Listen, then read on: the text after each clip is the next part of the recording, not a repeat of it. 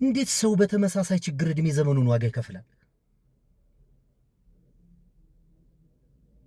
መች ነው ምን ማን ነው? መች ነው የምንነቃው? መቼ ነው ከድንቁርናችን የምንገላገለው?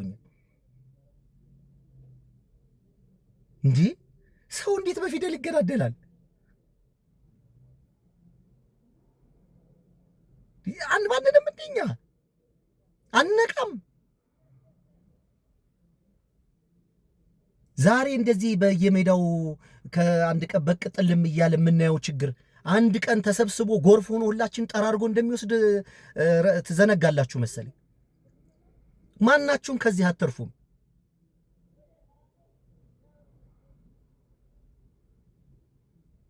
በጣም እየቀለዳችሁ ነው። ኢትዮጵያ ውስጥ መፍራት ያለባችሁ ነገር ቢኖር ሃይማኖትን ነው መፍራት ያለባችሁ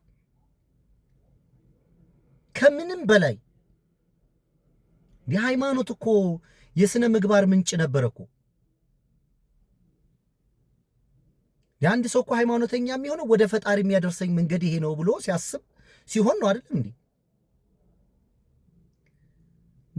ግሩፕተኛ ሆነን ሰው እየጠላን እርስ በራሳችን የምንጨራረስ የምንገዳደል ከሆነ ምንድነው ትርጉሙ? እኔ በጭራሽ እኔ ለፈጣሪ አልሞትለትም፣ አልገልለትም፣ አልፈራለትም፣ አላስፈራራለትም። ይሄ ብሞትም አላደርገው ነገር ነው። እኔ የምፈራለት፣ እኔ የማስፈራራለት፣ እኔ የምገልለት፣ እኔ የምሞትለት ፈጣሪ የለም። ቋንቋ እንዴት ሰው በቋንቋ እንዴት ይጣላል? ብራዘር አነኝ ኦነኝ ትነኝ ግነኝ እያልክ ትጣላለህ። ለእንደዚህ አይነት ዋጋ ህይወትህን ዋጋ ትከፍላለህ። የጋራ ሀገርህን በጋራ ትበጠብጣለህ። እኔ አንድ የመጨረሻ መልእክት ልንገራችሁ። እኔ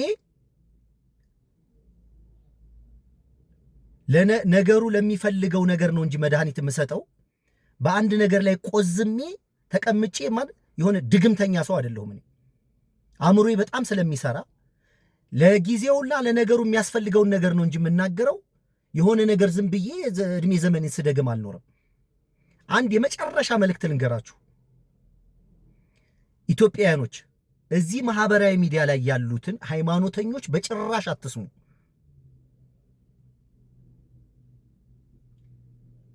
እችን ቃል በደንብ ያዟት። ማህበራዊ ሚዲያ ላይ ያሉ የየትኛውም ሃይማኖት አስተማሪ ነን የሚሉ አስተማሪዎች አትስሙ። የምትሰሙት ነገር ምንድነው ያመጣላችሁ ውጤት? ጥላቻ፣ ንቄት፣ ከሰዎች ጋር በሰላም እንዳትገቡ እንዳትወጡ። እንደዛ ካደረጋችሁ ያን ነገር መስማት ማቆም አለባችሁ። ዝም ብሎ ይሄ የአርሰናል ጨዋታ የምናምን ቀልድ ምናምን ብታዩ ነው የሚሻለው። ሃይማኖትን በእግል በአካል ምድር ላይ ካለ ሰው ጋር አድርጉ።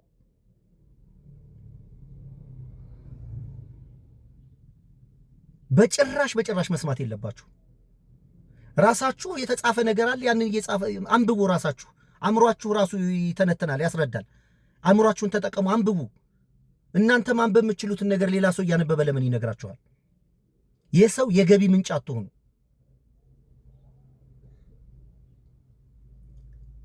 በምድር ላይ በአካል ከሰው ጋር ነው ማድረግ ያለብን።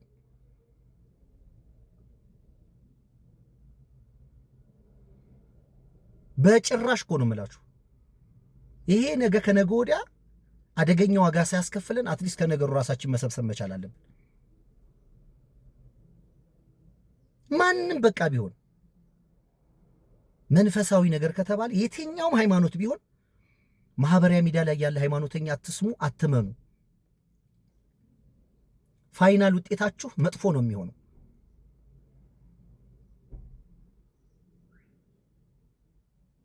በጣም ልንነቃ ያስፈልጋል። አለበለዛ በጋራ ሀገራችንን እየበጠበጥን እርስ በራሳችን የምንተላለቅበት ዘመን ቅርብ ነው የሚሆነው። የመጀመሪያ እርምጃችን ያ ነገር እንዳይመጣ ቀድመን ፕሮቴክት ማድረግ ከፈለግን ሃይማኖተኛ ማህበራዊ ሚዲያ ላይ ያለ ሃይማኖተኛ አትስሙ። 4 ነጥብ። እነሱን ሰምታችሁ ምንም አይነት ውጤት አታመጡ። ጠበኛ፣ ተከራካሪ፣ ሰውን የምትጠሉ ከሰው ጋር በሰላም እንዳትገቡ እንዳትወጡ ነው የሚያደርጓችሁ። ሁሉም እየተሰዳደቡ ነው የሚውሉት። አንድ ቁም ነገር የላቸው። ሁሉም እየተዘላለፉ ነው የሚውሉት። እንዴ እኔ የምሰድብለትና የምሰደብለት ፈጣሪ ምን ያደርግልኛል? ምን ይጠቅመኛል? አእምሯችሁን አሰሩ። ደጋግሜ ነው የምነግራችሁ።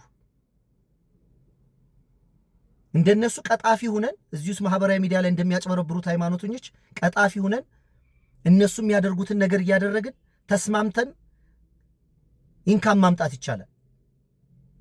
ግን የነቃ አእምሮ በእንደዚህ አይነት ስነ ምግባር አይገኝም። መልካም ቀን።